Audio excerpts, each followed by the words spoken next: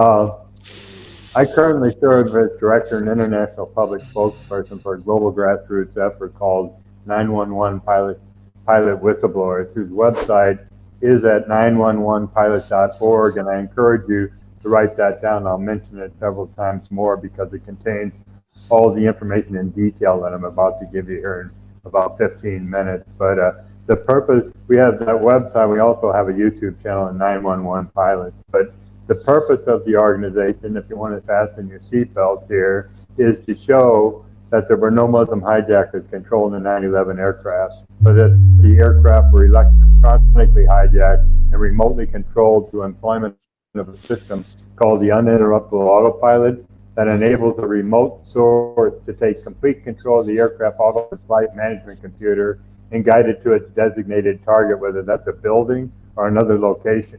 Now, once this system's engaged, the pilots cannot disconnect it. Even if they try to pull a circuit breaker to disconnect the electrical power, it has its own power source.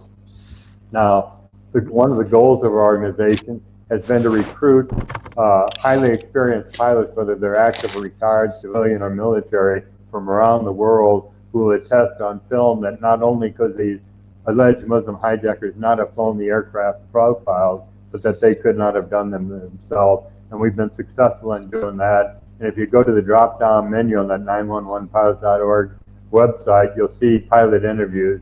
And we only put 10 of them on there because all the pilots were saying basically the same thing, that they couldn't have flown the aircraft. But for those of you, some might be challenged to believe that a large aircraft could be remotely controlled like this. We go into detail. I don't have sufficient time to cover all the examples, but we go into detail on the website and explain that the remote control of large aircraft goes all the way back 80 years to 1944 at the end of World War II, when the Army Air Corps launched, U.S. Army Air Corps launched Operation Aphrodite out of the UK, out of London to be exact. And what they did was take old B-17 bombers and gutted out the aircraft to lighten the weight of the aircraft.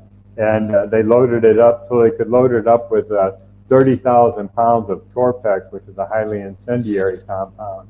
Now, pilots were required to make the takeoff, but once they got airborne, they bailed out of the aircraft, and these aircraft were remotely guided, this was 80 years ago, into targets in Europe.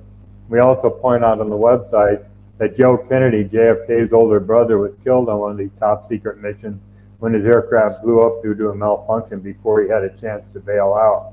If you enjoyed this short clip, visit the Deen Show TV on YouTube to watch the full video.